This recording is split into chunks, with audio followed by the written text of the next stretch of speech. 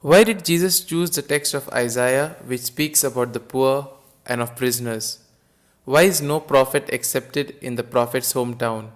Why does Jesus say that the text is being fulfilled today even while you are listening?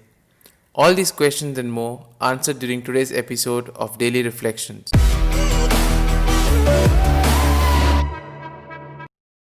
Today's Gospel speaks about Jesus' visit to Nazareth and the presentation of his program to the people of the synagogue.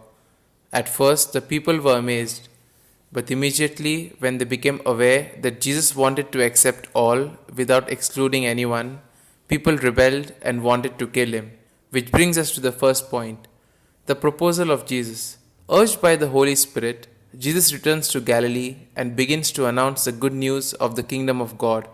He goes to the community, teaches in the synagogue, and arrives in Nazareth where he had grown up. The following Saturday, as was the custom, Jesus went to the synagogue to participate in the celebration, and he stands up to read. He chooses the text of Isaiah which speaks about the poor, of the prisoners, of the blind, and the oppressed. This text is an image of the situation of the people of Galilee at the time of Jesus. The experience which Jesus had of God, the Father of love, gave him a new perspective to evaluate the reality. In the name of God, Jesus takes a stand to defend the life of his people, and with the words of Isaiah, he defines his mission and most importantly, he proclaims the Jubilee year. It is important to notice the details used in the Old Testament. Jesus quotes the text of Isaiah up to the point where it says, to proclaim a year of grace from the Lord. He does not quote the rest of the sentence, which says, and a day of vengeance from our God. The people of Nazareth wanted the day of Yahweh to be a day of vengeance against the oppressors of the people. Jesus did not accept this way of thinking.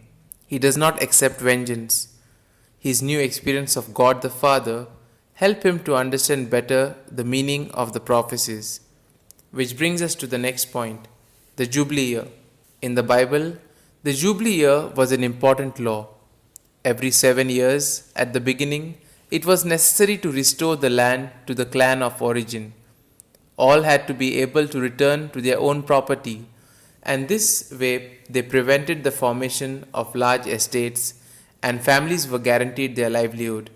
It was also necessary to forgive their debts and to redeem the people who were slaves.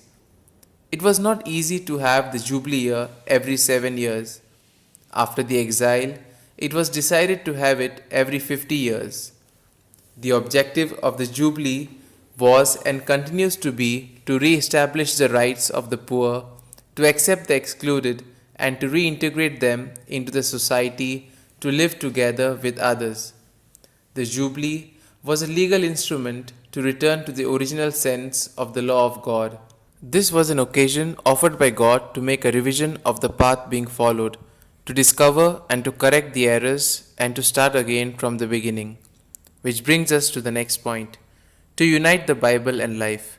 Taking the words of Isaiah as his own, Jesus gives them a full and definitive sense, and he declares himself Messiah who comes to fulfill the prophecy. This way of interpreting the text provides a reaction of disbelief on the part of those who were in the synagogue. They were scandalized and did not want to know anything about him. They did not accept that Jesus was the Messiah announced by Isaiah. They were scandalized because Jesus spoke about accepting the poor, the blind, and the oppressed.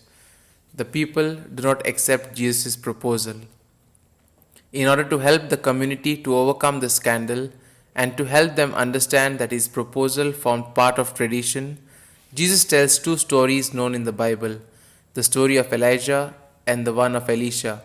Both stories criticize the narrow-mindedness of the people of Nazareth. The stories of Elijah and Elisha produced even greater anger. The community of Nazareth reaches the point of wanting to kill Jesus, but he remains calm. Here are some points for our personal reflection. What are the prophetic voices in my life and in our world today? What is their message? What are the reasons which lead us to exclude certain people? Is the mission of Jesus truly our mission and my mission? These points can be of great help to reflect on today's gospel. And if you like our reflection, Do share the good news of our Lord. Have a good day, and may God bless you all. Amen.